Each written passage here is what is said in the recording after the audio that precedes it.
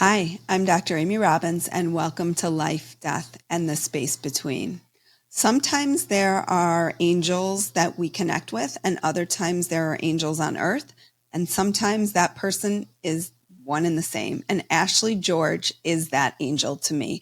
She came in and rescued me at a time where I needed it, which might sound a little silly, and you'll hear us talk about it when we are speaking on the podcast, but she rescued me at a time.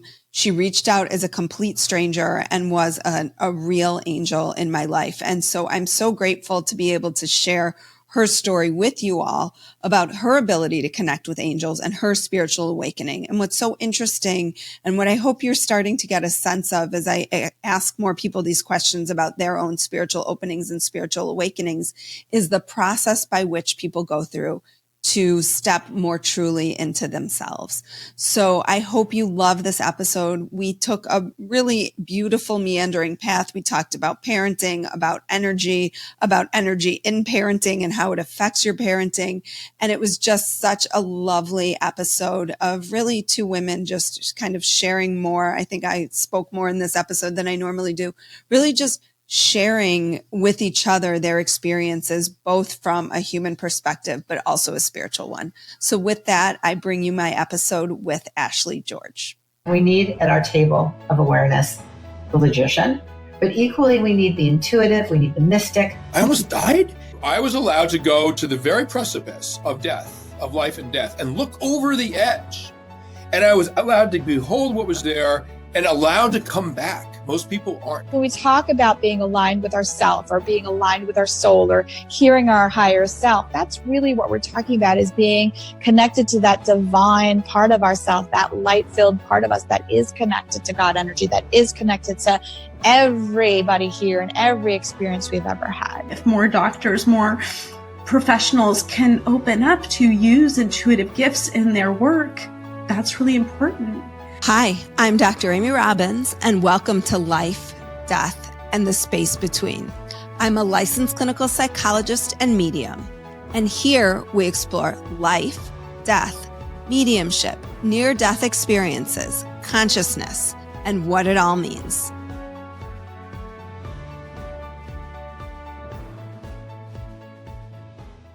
Welcome, Ashley, to Life, Death, and the Space Between.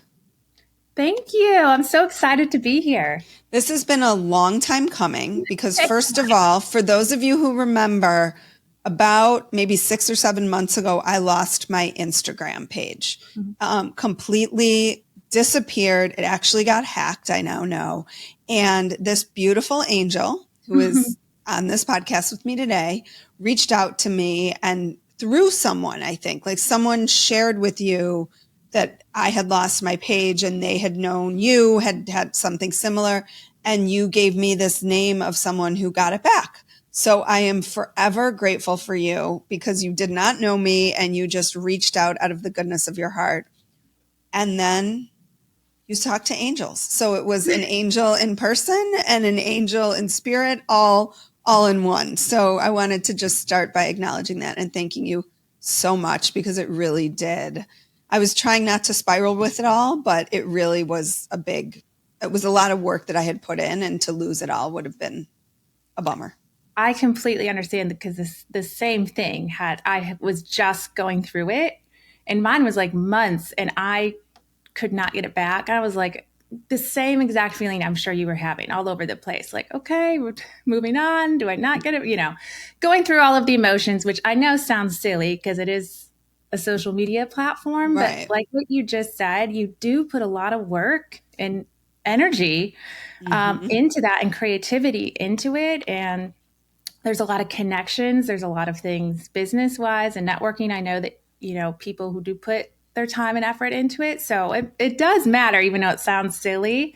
And so when my friend did, she was like, Ashley, you have to send your person over to Dr. Amy because she's going through the exact same thing. And so you might have put out a podcast about it, or I did. Something. I was like, if people are looking for me, sorry, I disappeared. And here's where you can now find me. Your heart, like I could feel the emotion you were going through is exactly what I was. So I was like, I hope this could help you too. So I'm glad in the end it did. Yes. But yeah, that is the funny connection that brought us together.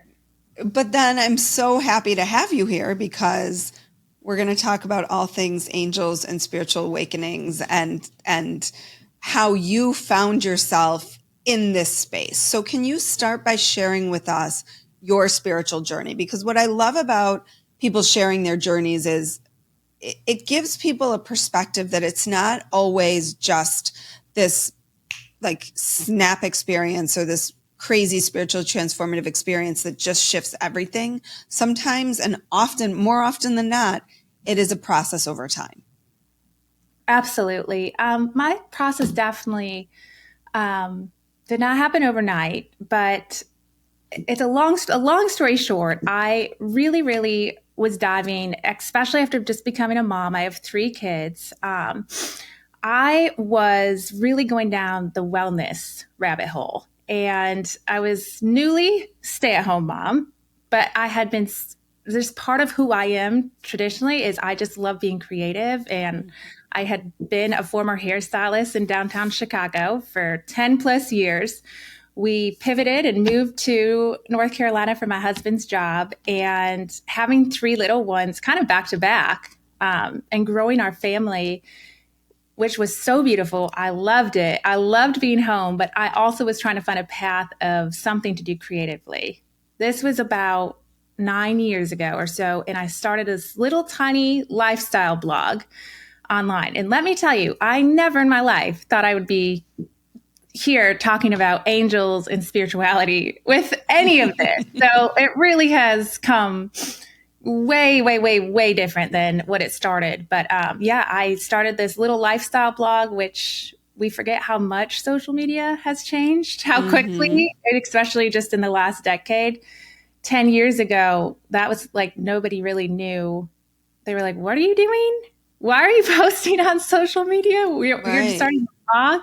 But it was just this little tiny space that I felt like I could pour in creatively, and just have like a little piece of me. That grew. And as I grew into motherhood and was really learning lots of different things, I really fell in the wellness rabbit hole, which for me personally was great at the time. It really helped me and motivated me mentally and emotionally and physically, especially as a young mom. I felt like I could really be inspired to take care of myself. And I was giving that inspiration, hopefully, to other moms as well, of like just taking care of ourselves, because that's so deeply important as a mom. And I just loved speaking to that. Well, that was all great. And it was all going very well until truly it just all of a sudden wasn't. And I almost got mad at wellness because I couldn't figure out what was going on and why I was feeling so dramatically different, like so disconnected from myself. And I was sitting there like, I'm doing all the things that the outside noise is telling me to do. I'm eating healthy. I'm moving my body. I'm, taking care of myself in all of the ways, vitamin, whatever it was that I was supposed sort to of be all the external factors. All the external factors. And it got to such a place where I felt so disconnected, like so run down. And I went to my doctor and I was like, there has to be something wrong with me. Like, we've got to find something, right? Like, tell me what it is. I'll fix it. That's the kind of type of personality, right? Like, just give me I will put it to work. I will do what I need to do and I will fix this problem. And when all the tests and the blood work came back, there was nothing wrong. He even decided, he was like, everything you're sounding or you're explaining sounds like it could be depression or this, like, why don't you try depression medication? Because you feel so disconnected or you feel so tired. You feel like, and I'm like, I know it does sound like that. I don't feel sad. I remember telling him, I said, it almost feels as if I'm so tired, like my soul has died. He was like, oh my gosh. Well, and I think that what you're pointing to in that disconnection is often that word disconnected, I think, is the most powerful word, because you're right. It's not that like it isn't depression. It isn't anxiety. It is this feeling of, I would also say maybe like a lack of, you're not in alignment. Something fell out of alignment. It's like if you go to the chiropractor and they shift you back into position, it's like something is not right. And it shows up in all different ways. I think if you don't address it, it can lead into a depression. But I think all of these traditional diagnoses tend to be the soul's cry for help.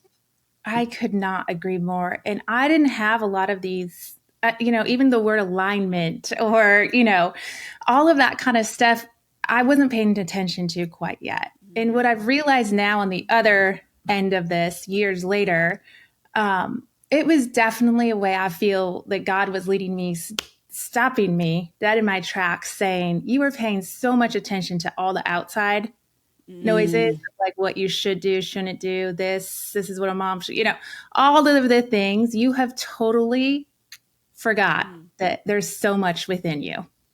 And so it was like stopping me dead in my tracks to be like, you've done all of the outside things. Now it's time to come inside. And I know so many other moms and women could probably relate to this, but I feel like, especially through like deep in motherhood, it's almost like sometimes you become robotic in a way of just getting through the day or the time, because there's so many needs. Especially when your kids are little. Yes. It is like I have several patients now who have young kids, and I say to them all the time, I'm like, you are in the thick of it. Like, it gets better. I promise you. But this is it's beautiful and they're delicious, but it's a really rough period. And I think we minimize that often for new moms, is we don't say how hard it is. And then there's a lot of shame around the fact that you feel like it's hard and you should be enjoying it, but you're not enjoying it. And I can tell you from someone who's been there and has come out of it, like, this is so much better for me. Like, this stage of my kids' lives, once they can wipe themselves and feed themselves and dress themselves, and it's light years different. Yeah. It's been a while since I've talked to you about what I'm up to. I want to first start by thanking so many of my supporters who have supported me on Patreon and in my Circle community. What's so exciting now is we have my new Circle community up and running, where if you want to contribute to supporting the podcast, you can do so at different levels for different values. So head on over to my Circle group. You can actually find the link in the show notes below. And there's opportunities to continue to support the podcast. And I have to say, your support of the podcast is frankly what has kept this podcast going over time. I have been funding the podcast solely by myself. I get a little bit of money in advertising dollars, but not a lot. So anything that you can give, if you have found value in this podcast, and it's not just giving without anything back, I will give back to you. You will be a part of this community with opportunities for discounts and conversations and ask Amy anythings. But it's a great opportunity for you to support what hopefully has helped you over the many, many years. Also, there's so many other ways now that you can work with me.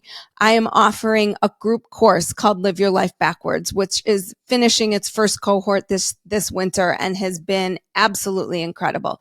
There's retreats coming up. There's workshops. There's one-on-one sessions with me. So many options that we can work together. So make sure you're subscribed to my YouTube channel. Make sure you're subscribed to my podcast, and make sure you're subscribed to my newsletter, where you will get a free soul wisdom workbook to help you dig deeper into the virtues that you want to be living in this lifetime.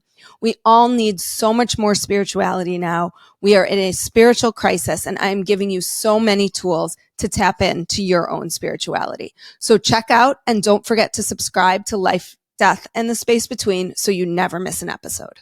And I think even just what you just said, like, I feel like that gives so much validation to so many women who are maybe do think that, or want to think that, or want to look forward to that, but feel shameful to do so because of where they're sitting at in the current chapter of motherhood. So I think it's just important to have these conversations. And that's why I always felt so deeply just drawn to wanting to help other women, especially moms, because it is especially when we kind of disconnected as a society to help to the village that we were supposed to have.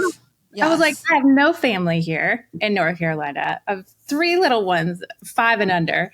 My husband has, he travels for work, all the things. And it was, even though you can have friends and be out, but like, it can be very isolating, and you can feel very, like I said, very disconnected from that soul piece. Well, and I think what's so important, right. And I think what's so important about what you're saying right now is that you were doing all the things, everything, you were doing, and you still felt this way because you weren't attending to your soul. You weren't gardening that part of yourself. Yeah, absolutely. And I think, so many of us can relate to that in some way, shape, or form. And for me personally, it was just one of those things that was such a beautiful blessing in disguise in that time, because it taught me so much and gave me so much empathy for other moms who are deeply now, struggling now, or maybe in the thick of it with little teeny ones. And it's like, I just want to help them and be like, I know that you might feel so separate and disconnected from yourself. It will come back, and just, setting up and not feeling lonely in that, or crazy in that. Exactly. Too, because, I would look around too, and there are so many women who are on anxiety and depression medication and all of the things, and in motherhood, like so many. And I'm not saying anything is wrong with that in any way, shape, or form, but it's just like, it goes back to that piece where I think we have kind of not only just come from disconnected from ourselves, but from that village of help. Right. And then it equals, sometimes we needed help equals shame or guilt. And it's a constantly like push and pull struggle for women. So I'm glad, I didn't mean to talk about all this, but I'm glad we're bringing it up for. Yeah. I think it's so important. And I think it's important in the context of when our soul is calling for more spiritually. Yes. So you go to the doctor wants to put you on antidepressants. Again, maybe it would have been appropriate, but if people have been listening to me for long enough, they know that is usually not my patients that come to me, not my first line of defense. Doesn't mean there isn't a time and place for it, but I think often we go to that because we want what makes us feel better the quickest, which I can very much appreciate. And yet sometimes we have to dig deeper. So how did you, when you said, I feel disconnected from my soul, where did you then go from there? Well, it's funny because I was so into taking care of myself mentally, emotionally, physically. And I thought I was taking care of myself spiritually because I always grew up Christian. I grew up in the church my whole life. I went to, I still thought I was taking care of myself in that way. But when he told me that all of that was going on, I actually did try depression medication for about 4 days. Before I gave it up, I was like, this is making me 10 times more tired. I just knew it wasn't the root cause of what was going on. And I was led ultimately to trying something completely different, which was an energy healer. And I did not know anybody who had tried this. I didn't know anything about it. And like I just said, I grew up Christian. So, sometimes that's looked down upon, right? And so I was like, should I not? I didn't tell anyone. I was like, I'm not telling anyone I'm doing this. I just felt very led to go do it. And it was really in that moment, in that first session, that everything transformed for me personally. It was unbelievable. And I couldn't I was like, she barely touched me. She was using sound frequency and, quote unquote, energy healing. How can I feel and walk out of this feeling so different? I was like mind blown. I was like, what's just happened? And that ultimately led me right then and there to a deep path of spiritual awakening. And then, like you said earlier, that was not easy. It didn't happen quickly overnight. There was lots of, bumps and turns and questioning myself along the way. But that truly was what led me down, truly coming back into my own heart and trying to connect with my spirit and my soul, which is what I really needed. Mm-hmm. Would you feel comfortable sharing kind of what was missing or what felt like was missing for you and what you felt disconnected from? That's a good question. If we can pin exact what it was missing and how I explain this with words, it's such more, for me, I feel like it's such a feeling, but for me, I think I was just so drained too, so tired, just not feeling and I wrote my book is Alive and Well. I was living, but I didn't feel alive, if book. that makes sense. I didn't feel creative or joyful or just myself. And I knew I felt differently. Well, and that's where I think when people are paying attention to their soul, it sounds like there was a sense of stifled or suffocated or just shady. I don't know, that word's coming into mind. It just felt like it was a grayness to it. Yeah.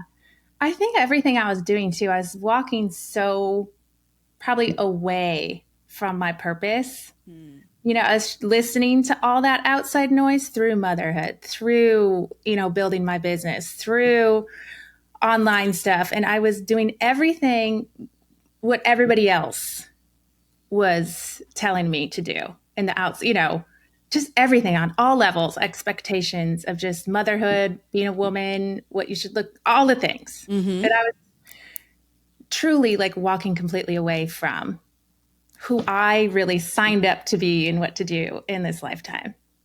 So how did you go from this experience to connecting with angels? So this is where I thought I was going crazy. I hope other people can relate to it. This is a safe space. This is the place to do it. It sounds wild, and I know this doesn't happen for everybody, but in that first energy healing session, now I will have to say, my whole life, I've been a very sensitive person. Since I was a child, I just knew things. I couldn't even explain it, right? I would be in a room and I could tell what the adults were talking about. I knew what they were maybe upset or angry about. This followed me throughout my whole life. I didn't know at that time that I was sensitive to energy. I could pick up on things. I didn't have those words for that. More of a discernment, but it is very strong intuition. And I just kind of thought, well, is everybody just everyone must be kind of like this to some degree. And in that very first session, I remember the lady, she was like, you are very, very intuitive and sensitive to energy. And I was like, I think I am, but still not true context of what that really meant. And after that session, I honestly do feel like glass broke over me. That's the only way that I can describe it. I instantly felt why am I feeling angels? Why am I sensing things to a stronger degree? Just why am I feeling very connected to angels? I'm so thankful for that healer at that time, because she really is the only person I could talk to and ask the insane questions, because I thought I was going insane. Mm-hmm.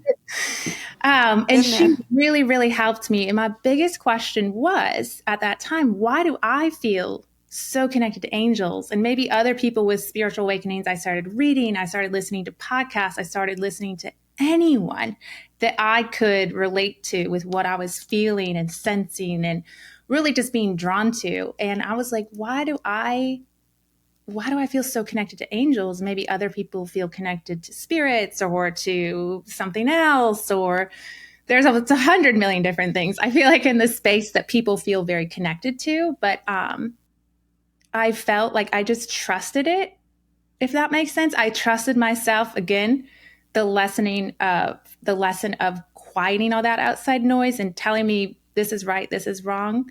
And I just started listening to my own heart. and being like, for some reason, I am meant to, trust that this is angels and learn about that, understand it, and have them help me too. So how did you know in this first experience? It's so interesting. I always think the way that my podcast interviews show up, I always am sort of paying attention to like what is thematically happening when I interview people. And it's so fascinating to me because just the other day, I also had someone who had their spiritual awakening when they went for a massage. And that wasn't even like the point of our conversation. I didn't even know we were going to go there. And it was a similar thing. And he was like, I was just laying on the table and suddenly everything dissolved and became one. And there I was. How did you know, oh, these are angels talking to me? Well, it kind of goes back to the crazy part, but I literally feel like I've heard like angels. Like I was like, what do they sound like? Like Gabriel. To me, what I have learned, it's my inside voice, right? It's me. It feels different. It's like your whole body, almost every single cell in your body just knows and trusts. It's almost like an instant download of your whole body. I'm sure you have experienced this in ways too, but I love hearing other people's experience of it. And I think it's important for people to hear because it can feel a little bit differently to different people. Also, I think depending on your clairs. Absolutely. And I love teaching about this or talking about it because I think we're all capable of this beautiful little angel nudges or whispers or downloads or guidance or whatever it is. I truly believe every single person has a capability of just being more open to their own angels as well. But yeah, so I just started hearing and just trusting it. So I just started writing things I would hearing. Now, when I'm saying hearing, I did not hear different voices or like different people talking to me or anything like that. No, it was me, but it just with all of my heart, it felt different. I feel like it feels lighter. Does that make sense? It's like your thoughts are like heavier. And I like to say it feels more like a whisper. Like you really have to slow down and be intentional to hear it or connect it with it. And it comes in for me like that. And so from that, you were sort of guided as to what needed to happen? Exactly. And I'm telling you, I didn't tell anyone. I kept this so secret. I was like, I feel like people are going to think I have gone insane. This is so dramatically different from what I was talking about or who I was. And I was like, I'll do this and I will have this little meditation or lead into this stuff for me, but I'm never telling anyone else any of this. So how did your life start to shift and transform as a result? It honestly, like I said, it wasn't just overnight. Everything was glorious. It was definitely a path, a road in front of me, bumps and turns. And which to me is like all that this is, right? It's like you have this awakening, you have this experience. I call them spiritually transformative experiences. And then it's like, okay, well, what do you do with it? Do you now go back to living the way you were? Seems kind of hard because now you've been shown something that you can no longer unsee. Or do you start to integrate that experience and start to make the changes as a path to something? Like that path feels like that's what's sort of opening up. Yeah. For me, I just, honestly, I like surrendered and I was like, I'm going to trust this. It was such a beautiful feeling. It was exactly what I was missing. It was like so much love and peace and clarity. It brings me to tears even still talking about it because it's so beautiful when you do connect with this part of you. It was, for me, I was just so grateful and thankful. I was like, this is everything that I knew was there, but I forgot, right? Like I did not. Oh, I love that. This was everything I knew was there, but I forgot. Which is so many of us. We already know. We just don't remember. Yeah. And so I think too, like growing up in the Christian faith too, there were so many things that I constantly questioned, like just was like, I had questions about that stuff all the time. And it was always so interesting to me. Like religion is still fascinating to me, all of it. And I talk about connecting all different religions in my book, but I was like, I always felt so close to Jesus, but I was like, am I doing this wrong or are they doing this wrong? Like there is always some sort of disconnect that I felt like we weren't getting the full truth. Does that make sense? In the religious category, especially containing right. things. Yeah, because I think that religion tends to be dogmatic and it feels like often there's rules. And if you follow the rules, good things happen. And if you don't follow the rules, bad things happen. And I think what you might be talking about is more of a consciousness of. Ultimately, it was like at that point too, that was all, I was constantly like, how do we teach our kids about this? Because it was just like all part of the problem. I felt like that was all the outside noise of telling you what to believe, what to do, who to be, what to do, the never ending cycle of what we're supposed to believe, who we're supposed to be. It was all in this big energy circle blob bubble. Mm-hmm. And I feel like that day, it just all kind of popped. And it was like in that love and that peace and that clarity, it was like there was something bigger inside of me that just knew. I was like, this is the truth. This is what I have been searching for since I was a little girl. I felt closer to Jesus, to the angels than ever before. I was like, this is what I've been searching for. So you talk in the book about being connected to Jesus, Mary Magdalene, and Mother Mary. Yeah. Again, how do you know that you're connected to this consciousness? Yeah. What is it? What do the different energies feel like? Yeah. Because a lot of people claim that they are, that they are channeling Christ, that they're connected to Mother Mary, Mary Magdalene, all the people, not the Dalai Lama, because the Dalai Lama is still here. Maybe it's Ram Dass or the Buddha or, other different spiritual beings, Mother Teresa. Like, how did that first come in? You were like, oh, this is Jesus. This is Mother Mary. This is Mary Magdalene. For me, I didn't jump right into that, but I would feel presences with me. But like I said before, I feel like I have felt that maybe since a little girl. I just didn't even, know what I was doing or feeling or sensing, if that makes sense. Mm-hmm. I just, in the moments of I really grew and trusted this beautiful awakening piece, and I learned more and I reached out to people and mentors, and I just was allowing myself to be guided even with certain books and reading. And I was writing so much myself. There was just so many things pouring out of me. I couldn't even keep up at times. It was just pouring out of my heart. And I would look back at this writing and be like, how did that even come out of me? Right, which I think is such a great way for people. I mean, people have heard me on the podcast talk about automatic writing, but it's such a great way to prove to yourself that the information coming through is not your own voice, because it sounds so different. You're like, oh my God, that's profound. I would have never come up with something like that. Yes. And I think that writing and leaning into that, it just like kind of blew my channel or my guidance even more open. Does that make sense? Mm-hmm. Mm-hmm. And so and it was also just me, right? Like I was like, nobody else has to see this. Nobody else has to judge this in this moment. I can just do these things for me. It feels beautiful. It feels amazing. I feel so connected. Nobody has to know. This could just be the time that I need in my meditation. And and as you were talking, right. And as you were talking about earlier, what you were doing is you were giving so much to everybody else. And so you really took that back, it sounds like, and made this just something specifically for you. No one else needed to know. No one else, you didn't need to share it with other people.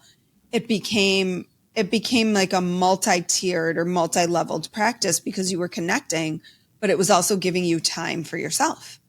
Mm-hmm. Absolutely. And it was like I was so drawn to it as well at that time. Like I was so excited to connect with my heart. I call it my heart, like your spirit.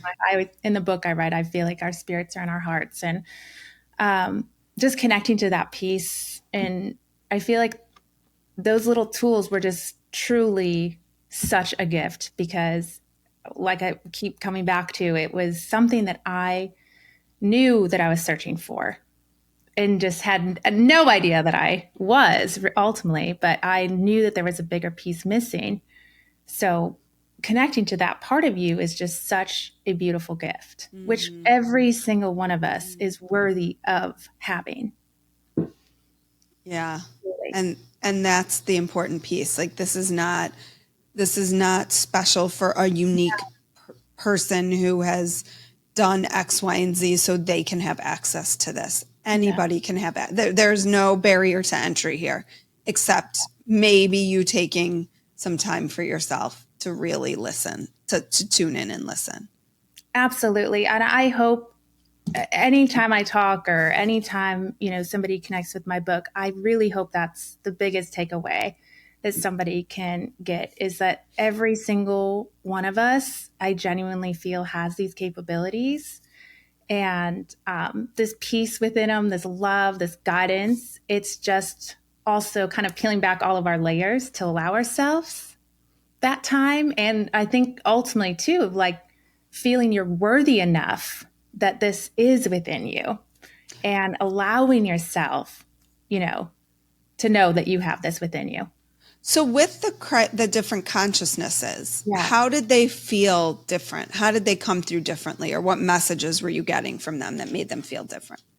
So at first I did not, I couldn't separate or distinguish different energy. I was just learning and trusting and being guided. And then I started kind of just asking, okay, if so-and-so is going to come through, I want to feel it. And I started to feel the energy shifting and feeling it different. And I just would practice this kind of on my own, even with a hand over my heart, okay, where am I feeling this consciousness in my body? How does it feel different? Is it lighter? Is it heavier? Do I feel male? Do I feel I was just paying attention to what I was feeling, and I would just write it down. And as that kind of grew, I really started to just trust myself more. I really think that's the biggest part of this, is trusting yourself, which can be so hard. I completely understand, because we doubt ourselves so much. Thanks, ego, right? Mm-hmm. It's our human self. That's right. That is part of the process as well. But I just started really trusting and kind of practicing with that, which I think anyone can too, just kind of closing your eyes or taking a couple deep breaths and being okay, how do I feel if I call Jesus in or Mother Mary in? Where does my body feel different?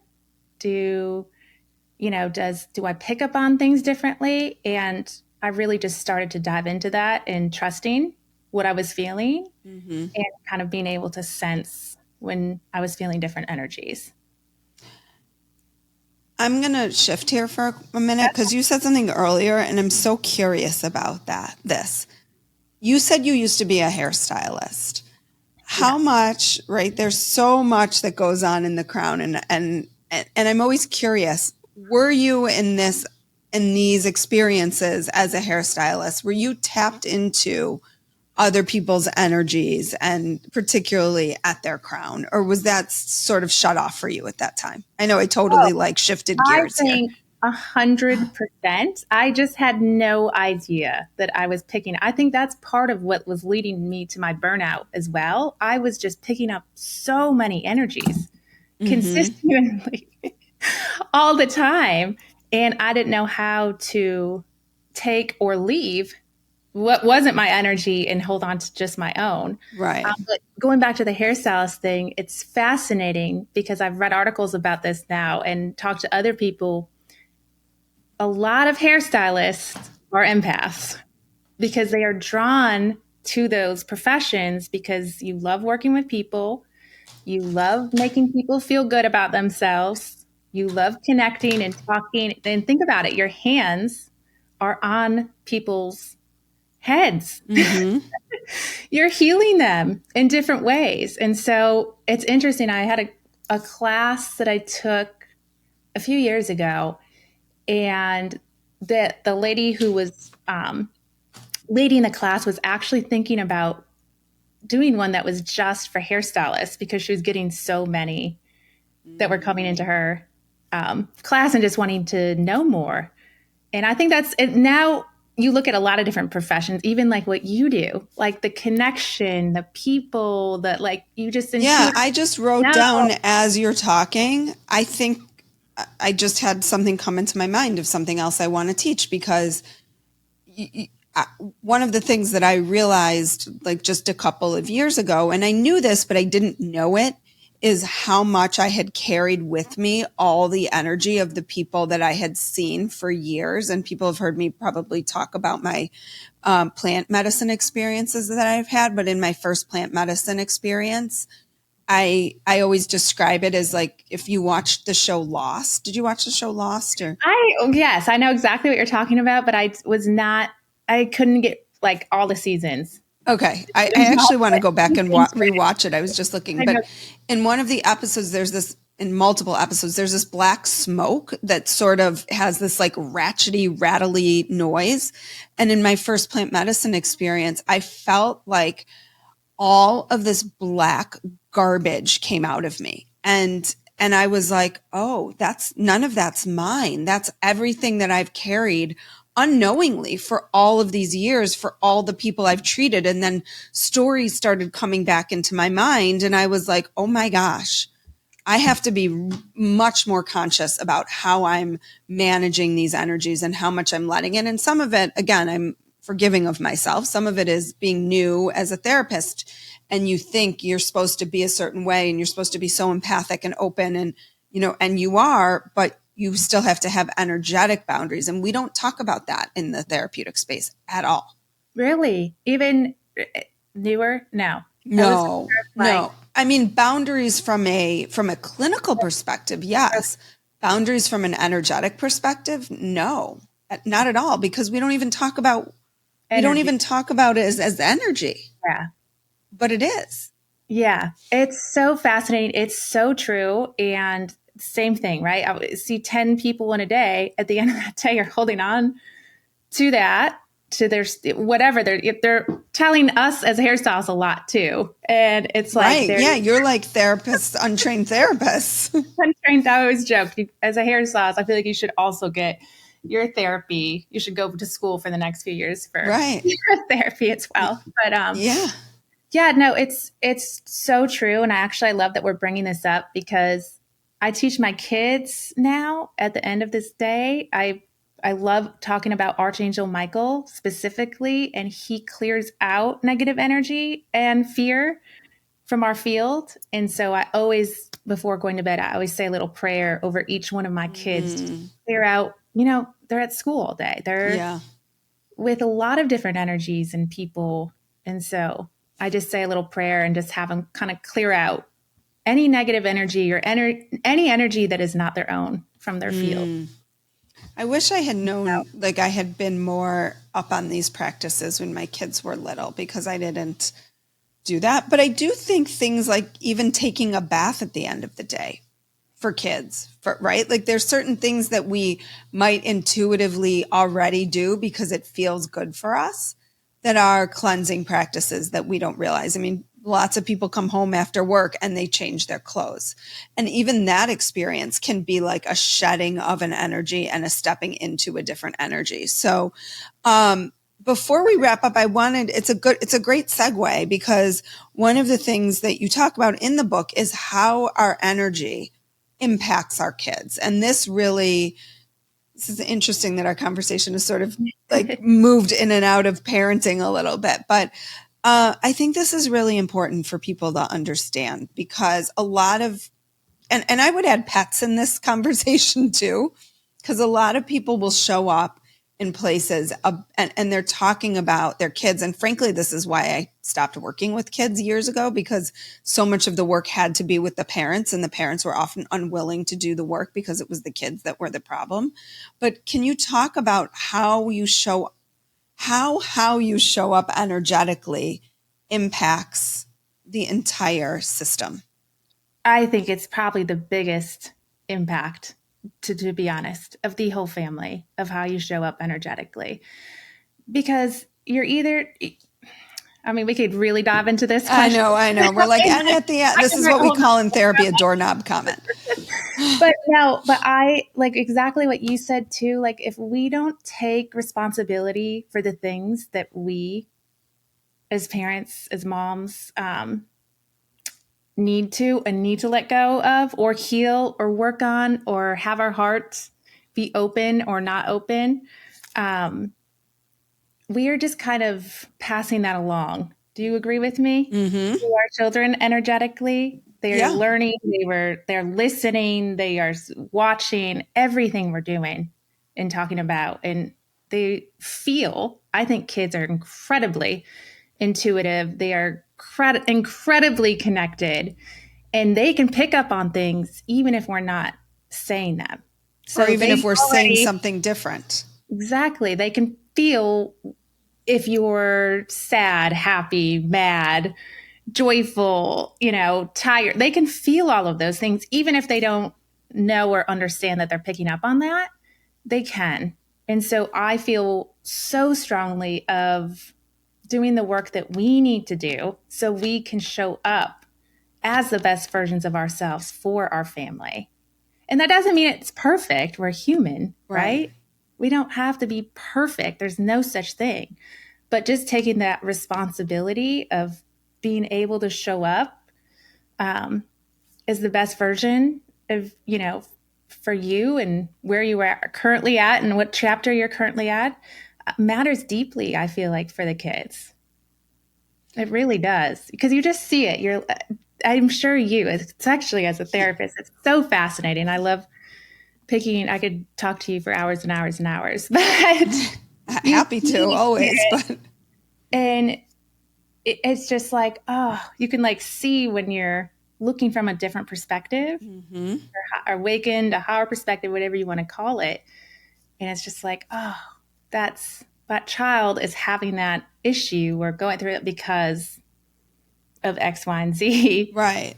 Well, and it's interesting too to see your child at some point as they get older mirror back to you or recognize that how you showed up for them felt different or was different, or like for me, I try not to get pulled into like a lot of the anxiety that can happen in raising kids, right? Like, you should do X, your kid needs to be doing Y in order to get to some achievement level or some sports or whatever it is. And it's hard to resist. It's really hard to resist that, because everything outside of you is like pushing you in that direction. And this is, I think, to bring this full circle, exactly what you're talking about. And then you get to a point where you're like, but who is this good for? And so it's hard to stay steady in that. I always say, I've always felt like this in my life, but I always feel like I'm a salmon swimming upstream. Like, I'm going the opposite direction of everybody else. And, and it's really hard. It's a lot more work to swim that way, because it's much easier to just go downstream, right? Where everybody else is going. But the impact ultimately on your kids energetically, they might not have words for it when they're little, but as they get older, they start to recognize they still can't quite put words to it, but they recognize that something feels different. Yeah. What you just said couldn't be more true. And I think that's such a reminder for everybody listening, is quieting that outside noise, because you have to ultimately do what's the best for you and your family mm-hmm. and your children. Because I have 3 kids. They're all dramatically different. What's right for one might not be right for the other one. Right. And with youth sports today, it just was so much pressure on these kids, academic. I mean, we could go on and on. Yeah. You're constantly feeling like you're swimming upstream as a parent. And I completely understand this myself, because there's times where I feel like I've been sucked in and I have to take a moment and kind of mm-hmm. put myself and get myself out of that. But ultimately, just listening to your own heart and quieting that noise and being like, hey, what everyone else is doing, that's okay. They can do that, but that's not the right answer for me. Right. That's not my journey. Or my child. Right. Yeah. And it's okay to do things that are different than everyone else is doing. I really think that. But it's not always every easy. Kid is going to be a D1 athlete or a major league baseball player or, go to Harvard. It's okay. Mm-hmm. They have their purpose here in this lifetime. They have their hearts. They have their energy that they want to be, they want to heal and work on and show us what is possible. The kids, I always say we have that, like, we should be listening to them. Right, for sure. I mean, they're the greatest teachers. And just what they say, how they view life, everything. It's so beautiful. Yeah. And, we can't squash it out of them. No. So I'm glad you brought that up. I feel like being back in the school year and kind of jumping back into all the things this week and the past last week, I think it's such a good, it's such a great reminder in today's world. There's a lot of noise coming out at parents and children. Yeah. Well, Ashley, if people want to get in touch with you, your book, Alive and Well, Awakening to Your Angels, is out.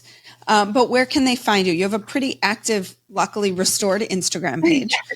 I try to be I mean, yours was like way more than mine. So I really felt your pain. I was like, it's not that many people. No, either way, I know it's an energy thing, right? You put so much into your heart into that. So no matter the followers, I know it's your energy that holds that place. So it means a lot. Everybody can find me on Instagram at Ashley J. George. I do love to respond back to people. If you feel led to ask a question or connect, I would love to connect with you. And my book is on Amazon. Well, thank you so much for your time and for your beautiful energy. Like it just, there are people that just sort of illuminate, and you are one of those people. So thank you for bringing that into the world, for bringing that here, and for helping me. Oh, you're just welcome. Being a stranger who helped a stranger. So for that, I will be eternally grateful. So thank you. Thank you so much. Like what you heard today and want to hear more? Wondering what comes next and what it all means? Head over to Apple Podcast, Spotify, Stitcher, Google Play, or anywhere you get your podcasts and hit subscribe. Also, if you could take a minute to rate and review my podcast, I would really appreciate it. Stay tuned as we continue to explore life, death, and the space between.